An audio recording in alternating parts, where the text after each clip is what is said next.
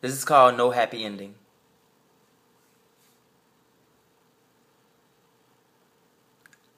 I smile even though the shit is nowhere close to funny.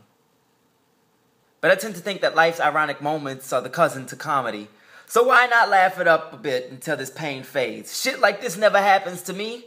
See, I could care less about all your drama. I'll live it vicariously through your heartbreaks, showing my sympathy. Shit like this only occurs in movies and in Zane novels. But somehow I became the model cover for a New York Times bestseller. And spoiler alert, spoiler alert, spoiler alert, this story has no happy ending. It just starts off with, damn, I found it. I found it. Damn, I found it. I found it. I found it. That heartbeat that ticks at the same tempo as mine. That melodic tune for two that crescendos in a sublime clash of cymbals, signifying that our lust has graduated to love. And without being around each other, we could feel each other's desire to touch. We could be on separate planets, Mars and Venus, heart to heart. No spaces between us, 'cause you know hearts don't lie. But human mouths and tongues tend to override the heart's intent and try to translate what the mind has conjured up just to cover up a lie that shouldn't have existed in the first place. So honesty is not always the best policy, right?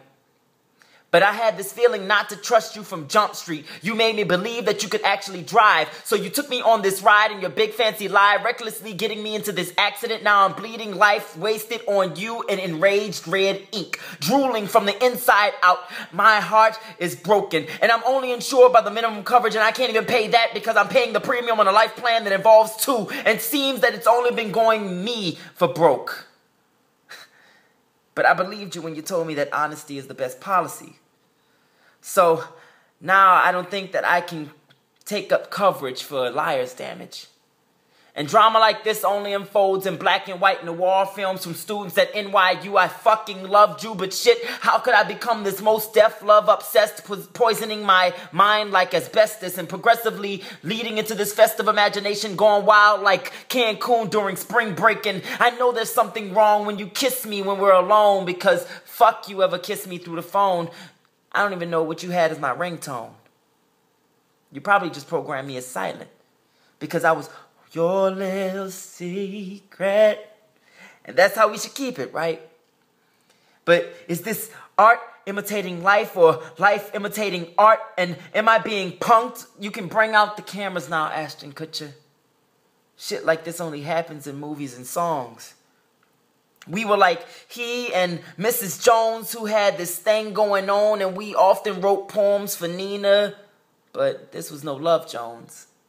This was simply the drama that comes without credits in the end. But I can give you credit in the end for the award-winning performance. You had me believing in love once again. You had me gone with the wind, falling all over your brown skin, tasting your brown sugar. I guess the budget for this work doesn't cover a scene for Happily Ever After, because this is not a movie. This is just a tragedy. Call me Mr. Tragedy. This is Edgar Allan Poe's poetry. So where do you get off thinking you can come back saying you're sorry? You don't get that. Because here, in this heart, there are no happy endings.